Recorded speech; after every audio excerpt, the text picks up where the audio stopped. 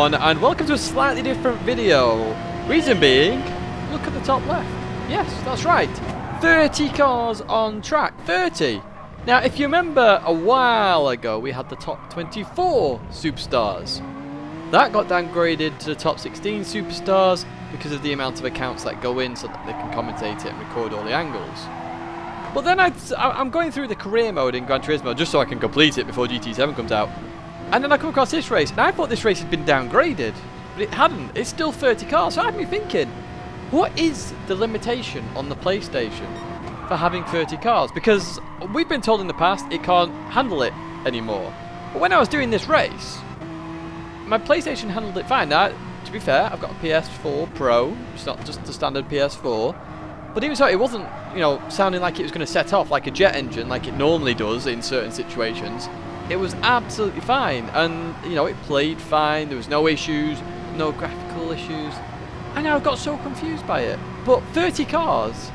Now, I don't know what the issue is with not being able to do top 24, or how many accounts actually end up in the top 16 superstar races, because it must be an absolute beast amount. It must be like the same amount of actual competitors in the race, like joining, because we can have 30 cars here. I know this is offline, but even so, how good would it be to have 30 cars? How am I thinking then?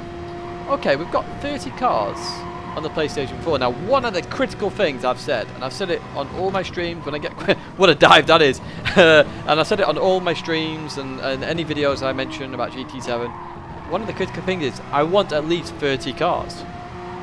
So if we can get it in GT Sport on the PS4 Pro, surely on the PS5 we can get 30 cars, or at least 30 cars. Maybe we can have more, because one of the crazy things about this race is that it's actually a multi-class race as well, and it blew my mind even more. I'll try and fast forward to the multi-class part of this race, but we've got 30 cars on track, multi-class racing, two big things that I want in this game, and then I randomly found them as I was going through the career. I couldn't believe it. I was like, what is going on here? Now, there are other multi-class races in the career mode that you can go through.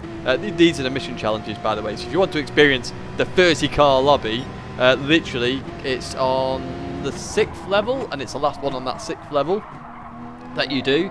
I think it goes to 8, so, I've still got quite a few to do. And obviously, a 30-lap race takes an hour to do this, so just put an hour aside, you can enjoy it. Quite an interesting race, to be honest with you. It's just nice to go around and just constantly have cars, because you can see on the track map, look how busy the track is.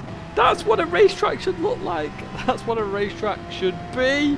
Oh, honestly, and it just had me thinking, 30 cars, because just think of the possibilities with 30 cars. Obviously, you see here, multi-class. Straight off, you can have good multi-class racing. We've done multi-class racing in GT Sport already with Best of British when we had some GT3 cars and LMP1. In fact, there was a GT Planet event where there was LMP1, GT3 and GT4 in there, or Group 3, Group 4 in there at the same time. But 30 cars just gives you that, that bulk. Imagine having 30 cars on track, 10 or maybe a bit less than 10, maybe let's just say 8 or 5 LMP1, and then we go, or Group 1, and then we have 10, 15 Group 2, what are we up to there? So let's just say 5 Group 1, 15 Group 2, and 10 Group 4. Sorry, 15 Group 3 and 10 Group 4. I will get my maths right there. And that presents a really nice multi-class field. It'd be great if we could have even more cars, to be honest. As I say, this didn't even test my PlayStation. It really did. So it did have me wondering, and I've got to say, weirdly, I enjoyed this offline race because there were so many cars. I mean, as I say, you look at the track map. What other possibilities can we do with 30 cars? The Manufacturer Championship. Now, I've always said, if the Manufacturer Championship is ever going to succeed, like properly succeed with all the manufacturers getting behind it, you need to get every manufacturer onto the World Final. It doesn't matter about, who wins there, but they have to have the opportunity to get there, because then they'll invest in drivers. They'll go, okay, well, as Peugeot, we're at the World Final. We want to do well at the World Finals. I'm using Peugeot as an example. Let's see if we can pick out some drivers and really push them to go for it. They may even invest in those drivers. They may even pay them. I have no idea. But it just obviously gives them the opportunity. Now, if I'm Peugeot at the moment and only 12 manufacturers go, which means 14 don't go from memory. I think there's... No. 13 don't go. There's 25, isn't there? I'm testing my maths now. I'll put a note on screen of how many there are. But anyway, if there's more of a chance of me not going than going, why would I invest?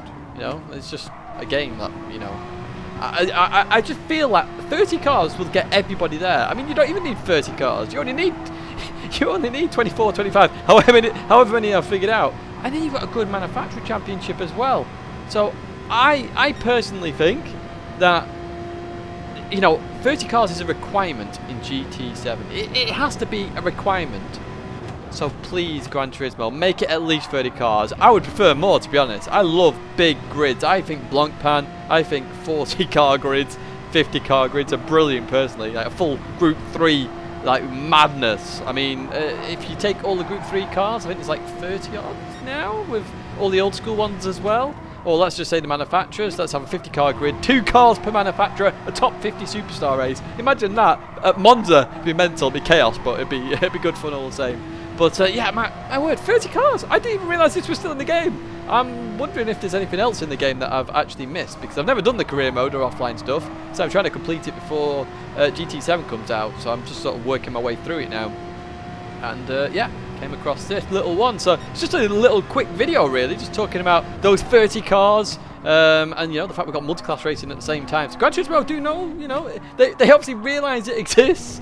So hopefully we can end it with that in GT7. Now this is, weirdly, is the last video in 2020, and we have GT7 to look forward to in 2021. So hopefully, fingers crossed, we do have a new Gran Turismo game in 2021. Something to look forward to. I hope, I pray, I wish. But hopefully you have a good 2021 as well. I wish you all a happy new year. Hopefully we can forget about 2020 and how dire it's been. Hopefully we can all get back to normal very soon and get racing again. In terms of what's happening on the channel, there will be a separate channel video coming to the channel. But for me now, folks, that is going to be it. I'd say happy new year. I hope you had a good holiday break. I look forward to seeing you in another video or live stream very soon.